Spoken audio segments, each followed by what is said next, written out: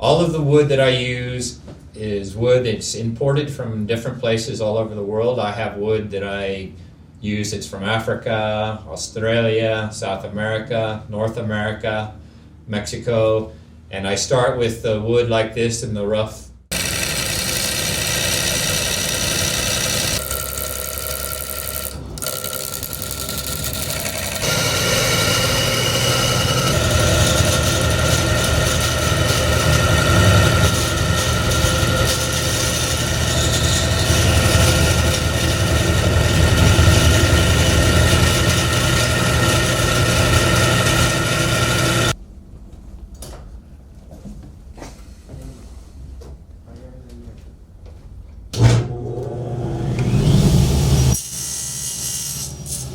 Well, I first started working with wood in 1972 when I was in high school wood shop, and I've always worked in wood.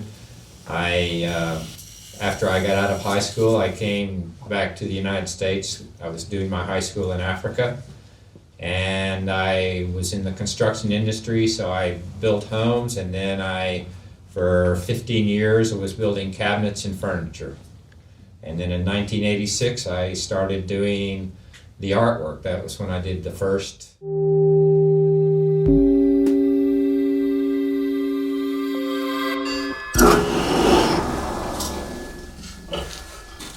So you started working with wood in Africa. Where in Africa? My parents went to Tanzania as missionaries, and that's where I was living, and I went to a boarding school in Kenya, and the boarding school had a wood shop, and so it was in Kenya and the wood shop at my boarding school where I first started woodworking. And my father also had a wood shop at home, so that was his hobby, and that's where I first learned.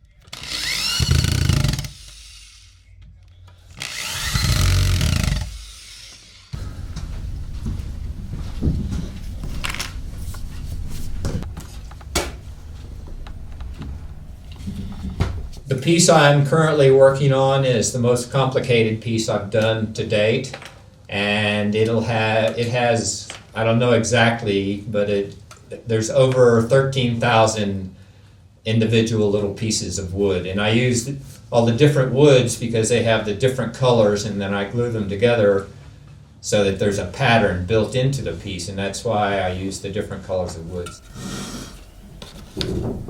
This particular piece was designed to be displayed like in the center of a dining room table or you know, in that kind of a setting. Then also the vases are to be displayed as you would display any other, you know, vase or piece of art, you know, on a shelf or a mantle or on a pedestal. These particular pieces have beadwork on them as well, done with the small glass seed beads, using the technique that the Huichol Indians do, where the beads are set in a wax resin compound, and then once the pieces are beaded, then they're lacquered over to protect the beads and keep them from falling out. So anywhere that you see the colors, that is the beadwork. And all the colors of the woods are natural colors in all of the pieces. I don't use any stains or dyes, so any different color you see in the wood is the natural color. It's the natural color, okay. Many of the beads that I'm using are antique, that were produced 50 to 100 years ago. Wow. In factories in Europe and Italy and France that no longer exist, and so many of the colors I use will never be reproduced again.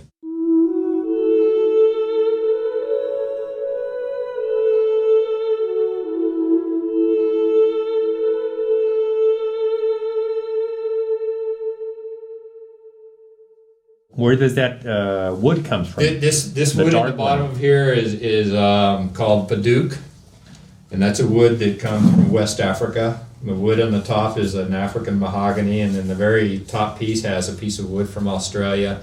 And this particular piece has a lid, a threaded lid on it, because this was designed to be used as a cremation urn, which is something new that I've also started doing this year, is designing cremation urns and giving another option to people to keep the ashes of their loved ones in.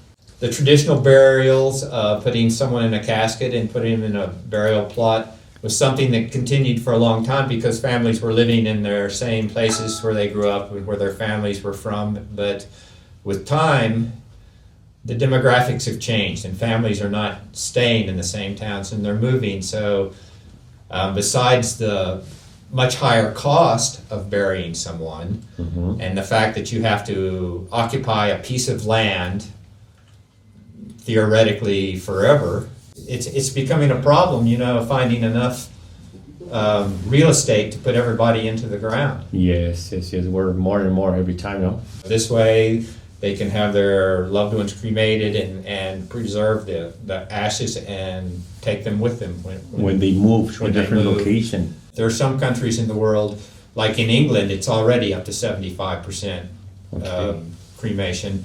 And other countries, particularly like India, it's 100%. 100% in India.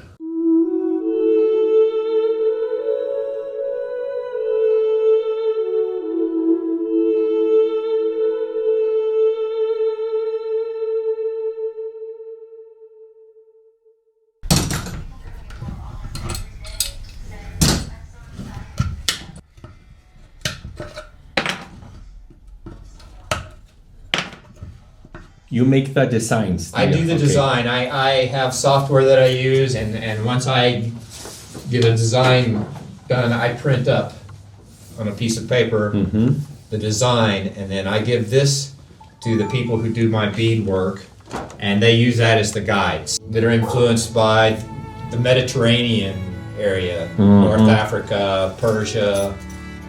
I get inspiration from all kinds of indigenous artwork all over the world.